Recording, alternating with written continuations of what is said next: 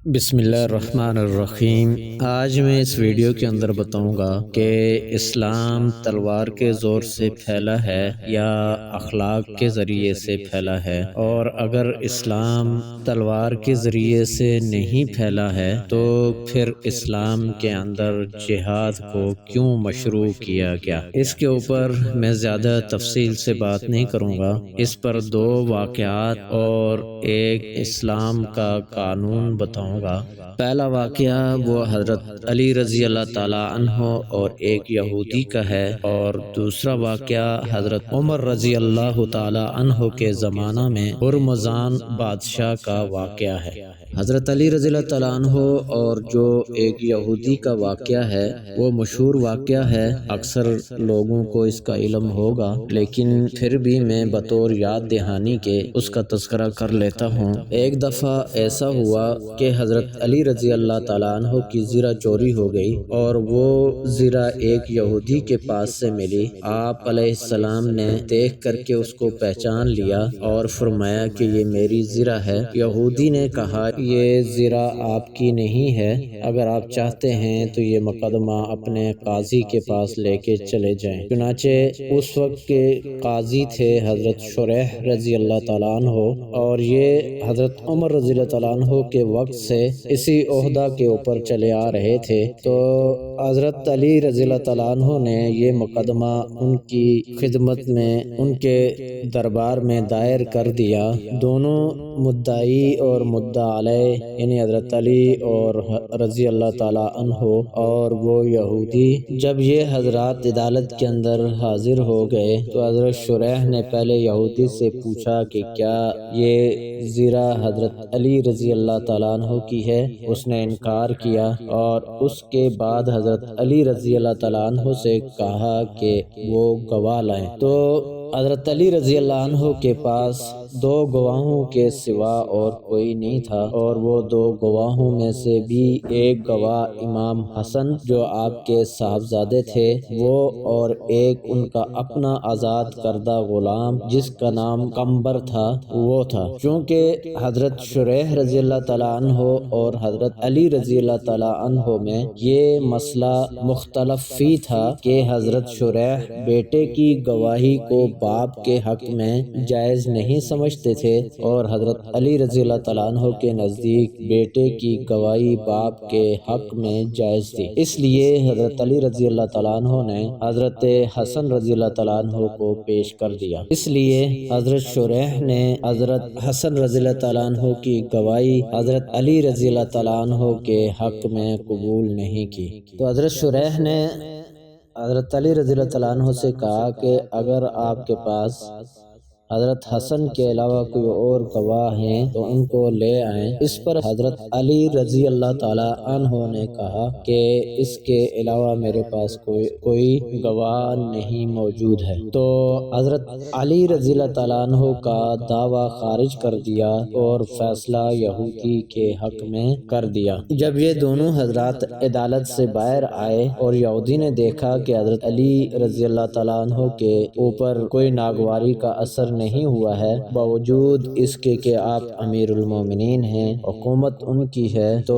اس کے باوجود ان کو کسی چیز نے غصہ نہیں دلایا، تو اس نے غور کر کے کہا کہ حقیقت میں اب مجھے معلوم ہوا کہ آپ کا مذہب بالکل سچا ہے، یہ اثر اسی کا ہے، لیجئے یہ زرہ آپ ہی کی ہے، اور میں مسلمان ہوتا ہوں اور کہتا ہوں کہ اشہد ان لا الہ الا اللہ و اشہد ان محمدً عبدہ و رسولہ۔ اس کے بعد آپ نے فرمایا کہ میں نے یہ زرہ تجھ کو دے دی۔ غرض وہ یہودی مسلمان ہو گیا، اور پھر وہ آپ کے ساتھ ہی رہا یہاں تک کہ وہ ایک اسلامی لڑائی کے اندر شہید ہو گیا۔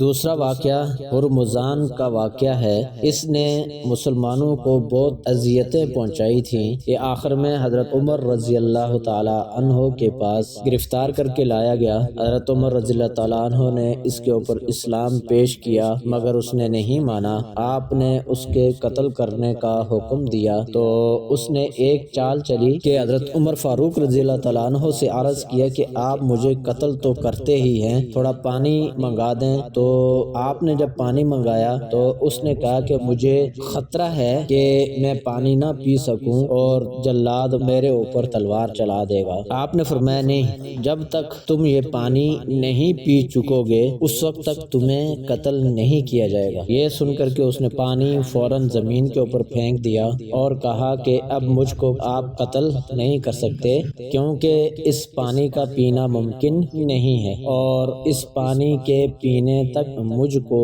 امن تھا۔ آپ نے اس کو آزاد کر دیا اور کہا کہ آپ چلے جاؤ، آپ آزاد ہو۔ یہ واقعہ دیکھ کر ہرمزان فوراً اسلام لے آیا کہ واقعی یہ دین برحق ہے، اس میں مخالف کے ساتھ بھی اتنا اچھا سلوک کیا جاتا ہے۔ اسی طرح یہ ایک دو واقعات نہیں ہیں، اور بھی بہت سارے واقعات اس بات کے اوپر موجود ہیں کہ لوگ بغیر تلوار کے زور سے انہوں نے اسلام قبول کیا ہے۔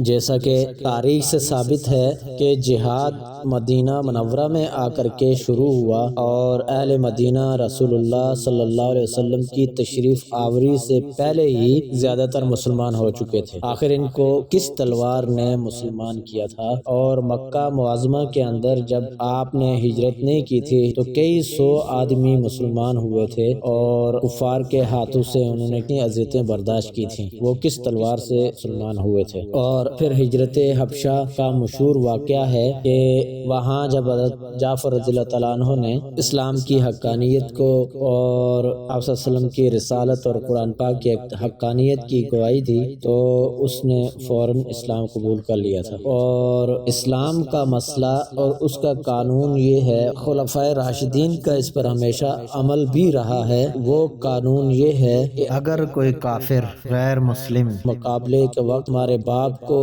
تمہارے بیٹے کو اور تمہارے بھائی کو غرض سب متعلقین کو قتل کر ڈالے اور عرصہ دراز تک خون ریزی کرتا رہے، پھر کسی وقت قابو میں آ جائے اور تم اس سے بدلہ لینا چاہو اور وہ زبان سے لا الہ الا اللہ محمد الرسول اللہ کہہ دے تو حکم ہوتا ہے کہ اس کو فوراً چھوڑ دو، اگرچہ تم کو کامل یقین ہو کہ اس نے جان کے خوف سے ہی کہا ہے اور دل سے اسلام نہیں لایا ہے، تب بھی فوراً اس سے تلوار اٹھا لو، ورنہ اگر تم نے اس کو مارا تو تم جہنم کے اندر جاؤ گے۔ تو جس مذہب نے اتنی بڑی ڈھال دوسروں کے ہاتھوں میں دے دی ہے اس کے بارے میں کوئی کہہ سکتا ہے کہ یہ اسلام بزور شمشیر پھیلا ہے؟ کبھی بھی نہیں ہو سکتا۔ اور پھر اس کے اوپر یہ اعتراض ہوتا ہے کہ جب یہ بزور شمشیر نہیں پھیلا ہے تو پھر جہاد کو اسلام کے اندر مشروع کیوں کیا گیا ہے؟ اس کا جواب یہ ہے کہ جہاد اسلام کے پھیلانے کے لیے مشروع نہیں ہوا ہے بلکہ اسلام کی حفاظت کے لیے مشروع ہوا ہے۔ جہاد کی مثال آپریشن جیسی ہے کیونکہ مادے دو قسم کے ہوتے ہیں، ایک متعدی ہوتا ہے اور ایک غیر متعدی۔ جو مادہ غیر متعدی ہوتا ہے اس کو دواؤں کے ذریعے سے دبایا جاتا ہے، کوئی مرہم لگا دیا یا اس کی مالش کر دی تو وہ دب گیا، اور جو متعدی مادہ ہوتا ہے اس کے لیے آپریشن کیا جاتا ہے، اس کو چیر کر کے نکال دیا جاتا ہے۔ اسی طرح دشمنان دین دو طرح کے ہوتے ہیں، بعض تو جن سے صلح کر لینی مناسب ہوتی ہے وہ صلح کر کے مسلمانوں کو ستانا چھوڑ دیتے ہیں، ان سے تو صلح اور مصالحت کر لی جاتی ہے۔ بعض ایسے موذی اور مفسد ہوتے ہیں کہ صلح پر آمادہ نہیں ہوتے ہیں، یہ مادہ متعدی ہے، اس کے واسطے آپریشن کی ضرورت ہے اور اسی کا نام جہاد ہے۔ تو جہاد سے لوگوں کو مسلمان بنانا مقصود نہیں ہے بلکہ مسلمانوں کی حفاظت مقصود ہے، جیسا کہ حدیث کے اندر بھی آتا ہے کہ لا اکراہ فی الدین، کہ دین کے اوپر اسلام لانے کے لیے کسی کو آپ مجبور نہیں کر سکتے ہو، تلوار کے زور سے اس کو نہیں کہہ سکتے ہو کہ تم مسلمان ہو جاؤ ورنہ میں تمہیں قتل کر دوں گا۔ یہ قطعاً اسلام اس کی اجازت نہیں دیتا ہے اور نہ ہی اسلام تلوار کے زور سے پھیلا ہے۔ وآخر دعوانا ان الحمد للہ رب العالمین۔